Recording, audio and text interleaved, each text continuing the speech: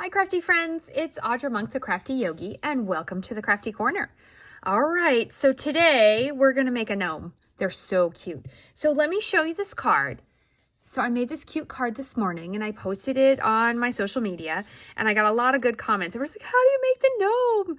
And so in full disclosure, I did not invent this myself. I saw another demo post on our demo planning place. I don't remember her name. I think maybe she was from Europe. And she did a video, I don't know, she did a bunch of other stuff, but I just fast forwarded. All I watched was the gnome part. So I thought, let's just make the gnome part.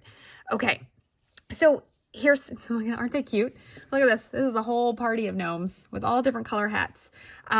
So the reason I did this is because I want you to look, let me zoom in. I think I can zoom in. Look at their noses, okay? 3 different noses. I was trying to figure out ways to make this a little bit easier. Okay. Ooh, sorry about the bouncing.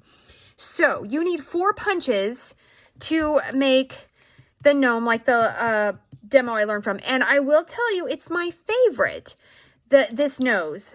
But this is the most economical way to get a nose. Okay, so let's get started. So what you need, first step, you need some feet. Let me put these over here so you can see them. Okay, so you need some feet, and the feet are from this punch. It's the perennial flower punch, maybe? It makes, if you make a bunch of them, you can make a really pretty flower. So you need feet. Okay, so you need that. And you need a silicone mat, maybe, or something to help you, because you know what? We do have to use glue. If you don't love glue, it's a little bit harder to do, but we're going to use glue. And yes, you're going to get all sticky. Okay, so you need feet. Then you need a hat. The hat comes from our tree punch, which is in our holiday catalog, and it's only available for a little bit of time. And when you punch your hat, you don't have to punch the stem. Isn't this going to be cute? He's going to look like a wizard gnome. And that's how I made the other nose when I said you could be more economical. See his nose? It's a little squared. Okay, so what it is I took my piece of paper. Oops, I did it this way. And I punched. Oh, I did it that way. Okay. And I just punched the tree trunk. Okay, can I get it out? It's always bad when you punch something really tight. Oh, there it is. And then when I tucked that up under the hat, okay, I can't pick it up. When I tucked it up under the hat, that made a little nose. Okay, so you have that option. So then that would be 2 for 1 with this punch. Next, you need a head. And this is the 1.5 inch punch. If you're ordering that tree punch, you know what? I don't normally say, go buy it right now, but you know what? It's going to be out of stock. This is 2019. The tree punch is I think it's even on low inventory, but it's a super nice tree. It's great for making forests. Okay, so you need a circle. This is the 1.5 inch. If you had a die of similar size, you could do that too. So you need a hat, you need a blah, and you need a nose. And the nose that I like the best, which is this one, that comes from this punch that I don't know what it's called. It's in the annual catalog. So I don't remember right off the top of my head. And what we're using is that little piece.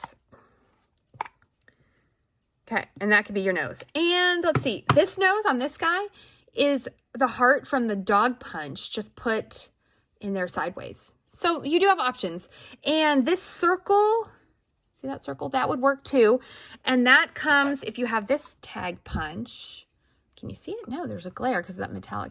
Okay, it's this one. See how it has a circle. Or if you had a different size paper, just a paper hole punch would work. Okay, so let's make our gnome. Okay, now I gave you all the options. So you take your tree hat, and then you're gonna just cut a little swooshy. You're gonna cut off the stem, and you're just gonna make it a little bit swooshy. Okay.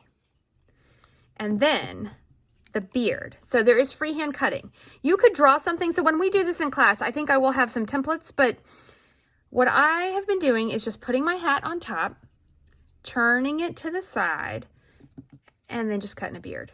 And you can go wavy beard, you can go spiky beard, you can go big beard, you can go little beard, you can try to make it pointy. I'm going to try to make it pointy. And then I can't cut from the other side. So if you're left-handed, you would do the same thing. Cut your left side. So what I do is I just flip it over and cut from this side. And I just cut from this side. Oh, that's pretty good. Look at that. Oh my gosh, how cute is that beard? Okay, so that's how you get a beard. super technical, right? Okay, and then I do like a little bit of sponging. You can do, so I was thinking like this guy was a really old gnome, and so he has a lot of gray, I don't know if you can see it, in his beard, and this guy has a little. He also got some kind of mark on him. So you're gonna sponge your beard. I've been sponging in Smoky Slate. You could go darker if you wanted. So you hold onto your beard. There should be a sponge here. Okay. Take a little sponge or a dauber, either one, and you're going to sponge however much you want. I think you could do it without sponging, but I do think it kind of says gnome a little bit more. Okay, so I did a little bit of sponging. Okay. Get rid of your ink pad. And now we get to put them together. Okay, so I like to start with the hat first. Okay, and then I've got my little noses ready. I'm going to go ahead and go with the oval nose because I think this guy, he looks like, shoot, what's the guy on Harry Potter? Professor Dumbledore. All right, so I was going to put it on the face, the beard, but I'm going to put it on the edge of the hat. Okay, and then I'm going to put that down. And what's nice about glue is I can move it around. I can be like, oh, higher, lower, and I can get it to line up where I need it. Okay, and then the little noses are the hardest part. So if you have a take your pick tool, so you should order one of those. I can't breathe and talk. There we go. And put one dot of glue on my nose. So you're going to put your nose and you're going to put it up really close because the idea of a general little gnome is that their hat is falling down so much they have no eyes. Okay. Oh my gosh, isn't he adorable? You love him already. This is Dumbledore. This is my Dumbledore gnome. Okay, and then you got your little feet. So now I put the glue on here, and then I put my little Dumbledore gnome head on there. And you can see see how glue, so I can move it around. I can decide which way I want him to tilt his head. I think I like him like that. Okay, and then it's up to you on mouth. Where's my card? So she drew hers with a little mouth, and I kind of like it on that. I think it's very cheeky. Haha, cheeky.